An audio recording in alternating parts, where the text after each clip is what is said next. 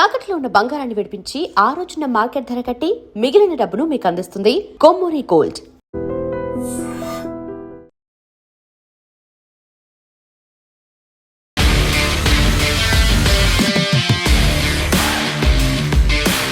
నమస్తే, welcome to I dream talking point with కవిత.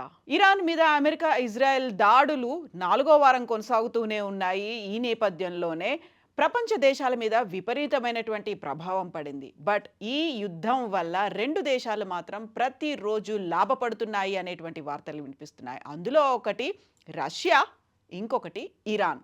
ఒకవైపు Israel క్షిపణి దాడులు, మరోవైపు అమెరికా కఠిన ఆంక్షలు, మధ్యలో యుద్ధం కారణంగా మూతపడినటువంటి హర్ముజ్ జలసంధి. ఇన్ని ప్రతికూల పరిస్థితుల నడుమ కూడా ఇరాన్పై అనూహ్యంగా కాసుల వర్షం కురుస్తోంది అనేటువంటి వార్తలు ఇప్పుడు వినిపిస్తున్నాయి. ప్రపంచవ్యాప్తంగా చమురు ధరలు ఆకాశాన్ని తాకడం వల్ల ఇరాన్ తన చమురు ఎగుమతుల ద్వారా రోజుకు ఏకంగా $139 మిలియన్, అంటే భారతదేశ కరెన్సీ ప్రకారం సుమారుగా 1300 కోట్ల రూపాయలు ప్రతిరోజు ఆర్జిస్తున్నట్లుగా సమాచారం అందుతోంది. ఫిబ్రవరిలో ఈ ఆదాయం $115 మిలియన్ ఉంటే మార్చి నాటికి అది గణనీయంగా పెరిగింది అనేటువంటి వార్తలు ఇప్పుడు అంతర్జాతీయంగా చక్కర్లు కొడుతున్నాయి. ప్రపంచమంతా ఇరాన్ యుద్ధ జ్వాలలతో అల్లాడుతుంటే ఆ మంటలు రష్యా ఖజానాలో కూడా కాసుల వర్షం కురిపిస్తున్నాయి అనేటువంటి లెక్కలు ఇప్పుడు కనిపిస్తున్నాయి. హర్ముజ్ జలసంధి మూతపడడంతో గల్ఫ్ దేశాల చమురు ఎగుమతులు నిలిచిపోయి అంతర్జాతీయ మార్కెట్లో క్రూడ్ ఆయిల్ ధరలు బ్యారెల్కు $100 మార్కును దాటాయి. ఈ సంక్షోభాన్ని తనకు అనుకూలంగా మార్చుకుంది రష్యా. ఇలా చమురు విక్రయాల ద్వారా రోజుకు ఏకంగా $760 మిలియన్, అంటే భారతదేశ కరెన్సీ ప్రకారం సుమారుగా 7164 కోట్ల ఆదాయాన్ని ప్రతి రోజు పొందుతోంది రష్యా.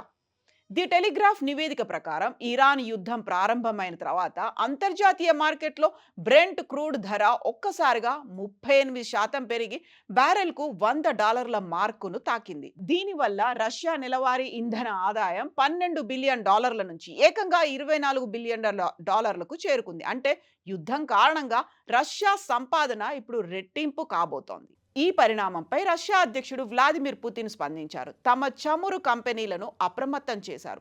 అదనంగా వస్తున్న ఆదాయాన్ని విలాసాలకు వాడకుండా పాత అప్పులను తీర్చుకోవడానికి ఉపయోగించాలని ఆయన సూచించారు. మార్కెట్ ఎప్పుడైనా తలకిందులు కావచ్చని, అందరూ సంయమనం పాటించాలని పుతిన్ హెచ్చరించారు.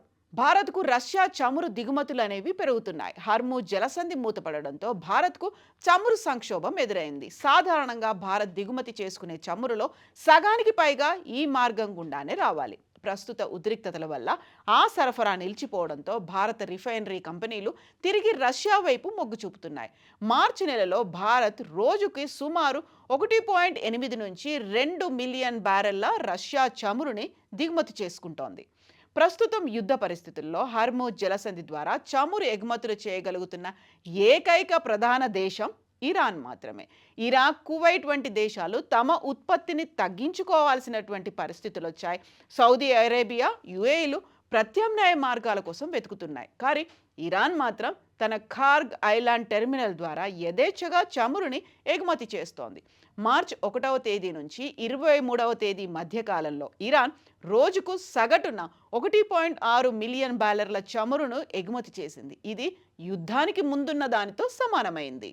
ఇక ఇరాన్ ప్రస్తుతం 2 రకాలుగా లాభపడుతోంది. అంతర్జాతీయ మార్కెట్లో బ్రెంట్ క్రూడ్ ధర బ్యారెల్కు $100 మార్కును తాటడం ఒకటైతే, గతంలో చమురుపై భారీగా డిస్కౌంట్లు ఇచ్చిన ఇరాన్ ఇప్పుడు డిమాండ్ పెరగడంతో ఆ డిస్కౌంట్లను బాగా తగ్గించడం రెండోది. ప్రధానంగా చైనా వంటి దేశాలు ఇరాన్ చమురును కొనుగోలు చేయడానికి ఆసక్తి చూపుతుండడంతో టెహ్రాన్ ఖజానా ఇప్పుడు కళకళ్లాడుతోంది.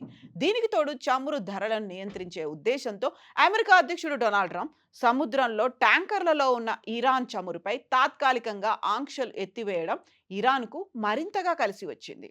యుద్ధం వల్ల ఇతర గల్ఫ్ దేశాల చమురు కేంద్రాలు, రిఫైనరీలు బాగా దెబ్బతిన్నాయి. దాంతో వాటికి $1 బిలియన్ నష్టం వాటిల్లింది. అయితే ఇరాన్ మాత్రం తన ఆర్థిక వెన్నెముక అయినటువంటి చమురు కేంద్రాలు, రిఫైనరీలను కాపాడుకుంది. ఈ భారీ ఆదాయం యుద్ధం వల్ల దెబ్బతిన్న ఇరాన్ ఆర్థిక వ్యవస్థను పునర్నిర్మించుకోవడానికి, అలాగే క్షీణించిన ఆయుధ సంపత్తిని తిరిగి సమకూర్చుకోవడానికి ఇరాన్కు ప్రధాన వనరుగా మారింది. మరోవైపు హర్ముజ్ జలసంధిని దాటే వాణిజ్య నౌకల నుంచి ట్రాన్సిట్ ఫీజు రూపంలో కూడా ఇరాన్ అదనంగా మిలియన్ల డాలర్లను వసూలు చేస్తోంది. మరోవైపు రష్యా, ఇరాన్ మధ్య సంబంధాలు ఆర్థిక రంగానికి మించి విస్తరిస్తున్నట్టుగా పాశ్చాత్య ఇంటెలిజెన్స్ నివేదికలు చెప్తున్నాయి. ఇదే అంశాన్ని అంతర్జాతీయ మీడియా కూడా వెల్లడిస్తోంది. ఇరాన్కు రష్యా డ్రోన్లు, మందులు, ఆహార పదార్థాలను సరఫరా చేస్తోందని ది ఫైనాన్షియల్ టైమ్స్ పేర్కొంది. అయితే క్రెమ్లిన్ అంటే రష్యాకి చెందినటువంటి రాజధాని, అలాగే అధ్యక్షుడు పుతిన్ నివాసానికి సంబంధించి ఈ వార్తలను క్రెమ్లిన్ కొట్టిపారేసింది. ఇవన్నీ కట్టుకథలని, తాము కేవలం ఇరాన్ నాయకత్వంతో దౌత్యపరమైన చర్చలు మాత్రమే జరుపుతున్నామని స్పష్టం చేసింది.